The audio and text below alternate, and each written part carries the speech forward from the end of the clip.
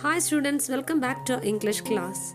In the previous class we had discussed about The Memoir by Satyajit Ray.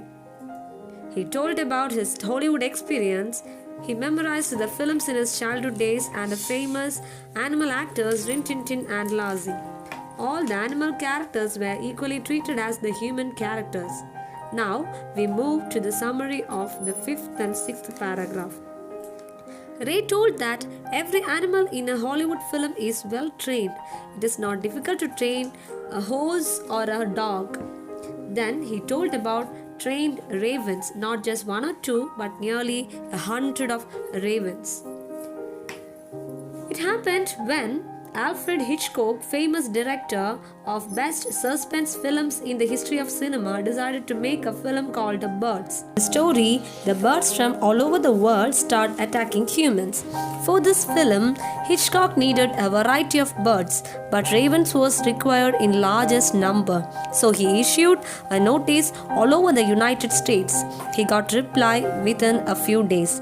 Hitchcock asked to bring those birds. The man arrived with almost 100 trained ravens. Those ravens were well trained. There was extraordinary for them to do. But if more than 50 ravens are told to sit and stay in a row on a specified spot, and if they obey this command of the trainer instantly, Ray told us it was pretty impressive. That means it was praiseworthy and it showed the skill of trainer. Now we move to the second part of the article, Ray's own country experience. He said that it is not at all easy to find trained animals in our own country, although some films have been made in Bombay and Madras that involved with elephants, horses and tigers. Their performance did suggest that they were used to obeying commands. In Bengal, it is sometimes possible to find clever dogs, particularly police dogs, which are quite intelligent. In his movie Pather Panchali, Satyajit Ray managed to do with a character named Bhulo by using a police dog. Ray used a tiger in his film Gupi Gain Baga Bain. He had to face so many problems while they were shooting the movie using this tiger.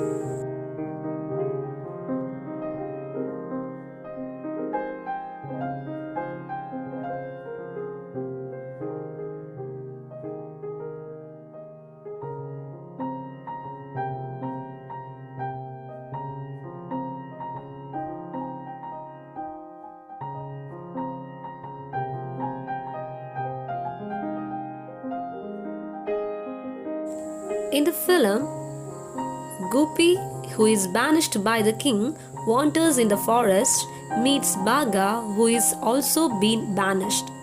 They see a tiger and freeze, but the tiger simply walks about in the forest without paying them slightest attention.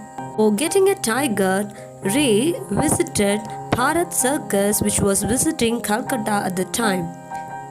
He sent someone to make an appointment with this Tamil manager and then went to meet him one morning.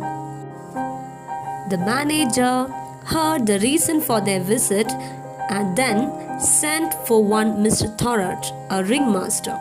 He was a South Indian, well built, with features somewhat like those of a Nepali. He was perhaps no more than 40. Let's see some new words. Perch means to sit. Banished, sent away. Obvious, clear. Now it's time for reading. Every animal in a Hollywood film is well trained. It is not difficult to train a horse or a dog. But have you ever heard of trained ravens? Not just one or two, but nearly 100 of them. Even this was made possible in Hollywood when the creator of some of the best suspense films in the history of cinema, Alfred Hitchcock, decided to make a film called Birds.